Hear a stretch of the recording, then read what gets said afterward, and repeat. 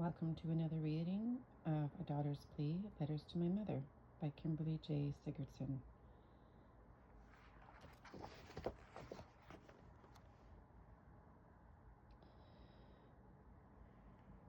As I got older, I learned how my parents were raised and how they both lacked affection and love from both their parents.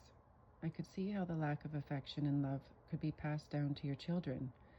Even though I was aware of this and tried to show Selena as much love and affection as I could by spending quality time with her, reading books to her, playing with her, telling her how much I loved her, and giving her lots of hugs and kisses, I unfortunately passed the lack of attention and time on to Selena.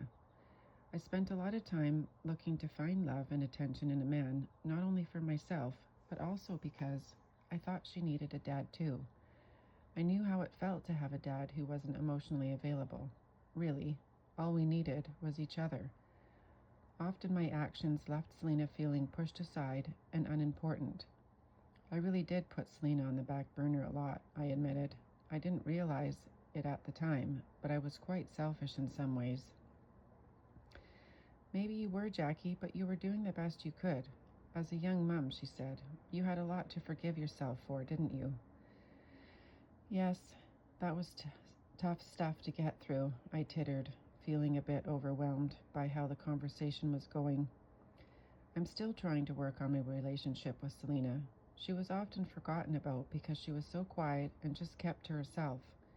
I often put my own needs for attention before hers when it came to the time I spent with different boyfriends.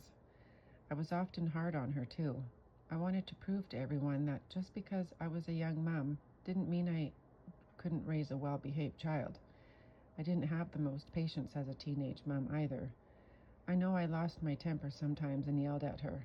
I even spanked her occasionally until she was around 3 or 4, when the new thing was to put your child in timeout. In all fairness to me, she was very stubborn. My hope is that each generation heals so that the next generation gets a little better than the last.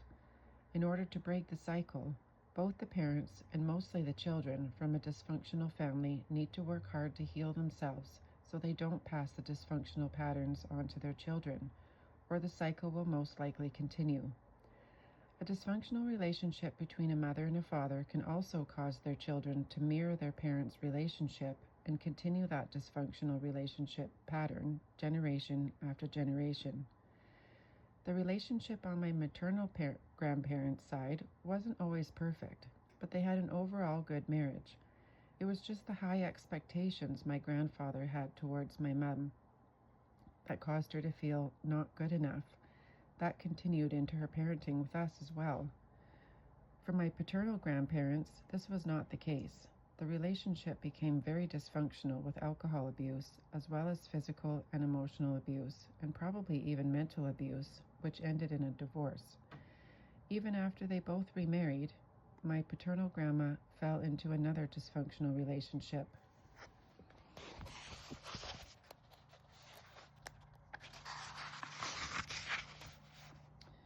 Unfortunately, my parents brought their own emotional and mental baggage into their marriage, and the cycle continued.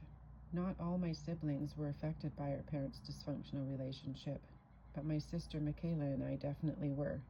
We both struggled for much of our lives trying to find the love and affection we both needed and deserved.